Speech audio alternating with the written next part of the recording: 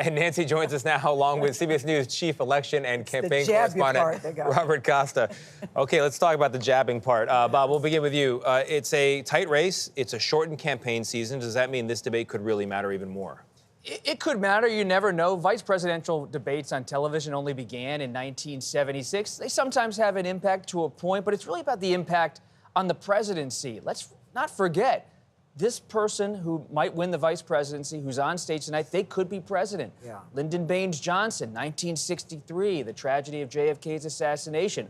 August 1974, Gerald Ford has to become president of the United States after Nixon resigns. So these two people on stage tonight, they could be in the Oval Office one day.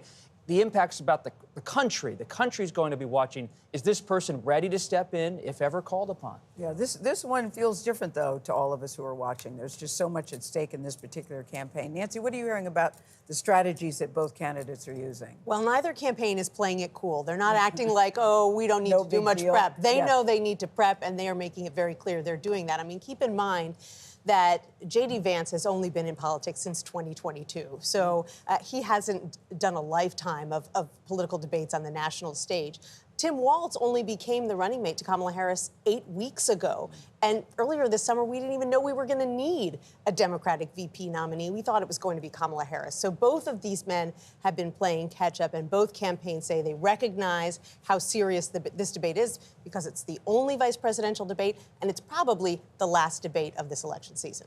Bob, they often say that the role of the vice president is to do no harm, but are the candidates hoping for a little bit more than that tonight, given that this race could be decided by a couple of thousand votes in a couple of really crucial states? Vlad, I've talked to strategists in both of the campaigns. They're both targeting the same voter. Tim Walz comes from the upper Midwest. He's looking for that industrial worker, a union member who lives in Michigan, in Pennsylvania, in Georgia, in different parts of the country, to come out and give the Democrats a chance to show that the Democrats are advocates for working people. Senator Vance famously wrote the book Hillbilly Elegy. He wants to appeal to those same voters, working voters who are struggling, they feel economic pain. So this is about doing no harm, but it's also about reaching out a hand to those who feel real problems in their lives with inflation. Yeah, do no harm, but let me make a very good impression tonight.